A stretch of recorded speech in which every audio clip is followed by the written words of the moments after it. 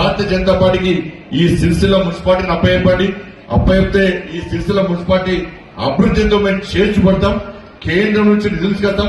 BRS పార్టీకి ఓటేస్తే BRS party పరిస్థితి నాకు గడక వాళ్ళు ఇక్కడ లేరు, అక్కడ లేరు.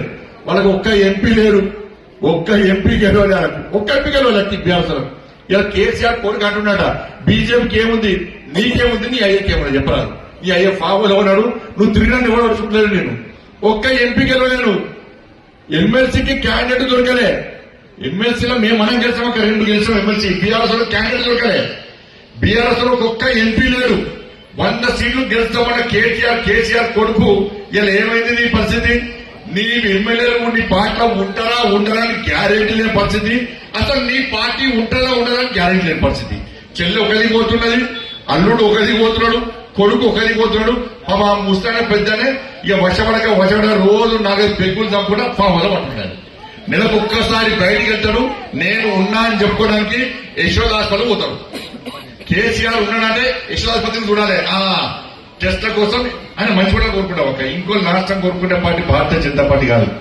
కేసీఆర్ సారు నిండు 100 ఏళ్లు ఆయుర ఆరోగ్యాలతో ఇంకా ఎక్కువ ఐశ్వర్యాలతో బతకాలని కోరుకుంటాను నేను.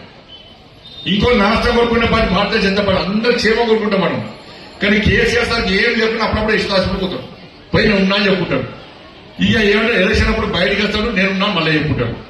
కాబట్టి బీఆర్ఎస్ పార్టీ ఉంటారా ఉండదని గ్యారెంటీ లేని పరిస్థితి పెట్టుకొని ఇలా బీజేపీ ఏముంది అంటే బిడ్డ ఇప్పుడు మున్సిపల్ ఎలక్షన్ సంగతి చెప్తాం బిడ్డ. హైదరాబాద్ జిహెచ్ఎంసీ ఎన్నికల్లో మేయర్ కొట్టేది మేమే, కరీంనగర్ కార్పొరేషన్ లో మేయర్ కొట్టేది మేమే, ఈ సిరిసిల్ల మున్సిపల్ లో చైర్మన్ కొట్టేది మేమే, భీమవరం మున్సిపల్ లో చైర్మన్ కొట్టేది మేమే. పోయినసారి సిరిసిల్ల మున్సిపల్ లో బీఆర్ఎస్ కంటే ఇండిపెండెంట్ గా గెలిచారు. ఇండిపెండెంట్ గెలిచారంటే కేటీఆర్ నిలబడటం మీద ఇండిపెండెంట్ గెలిచారు. కేసీఆర్ మీద ఎంత వ్యతిరేకత ఉందో ఒక్కసారి అర్థం చేసుకోండి. పార్లమెంట్ ఎన్నికల్లో ఈ కేసీఆర్ కొడుకంటే ఎక్కువ నాకు వచ్చినాయి. అందుకే సిరిసిల్లను ఎప్పుడు మర్చిపోను, సిరిసిల్లకు ఎప్పుడు అండగా ఉంటా. ఏ సమస్య వచ్చినా మొన్న వర్షం వస్తే హెలికాప్టర్ తీసుకొచ్చింది నేనే. కేసీఆర్ కొడుకుపోయి హైదరాబాద్ ఉన్నాడు. అంత అయిపోయినాక వచ్చి ఏదో ఉండదు అంటే పూరంతా అయిపోయాక ఖజామాకి ఎత్తారు కదా, అలా ఖజామా కొత్తిమీర కొండే అంటారు.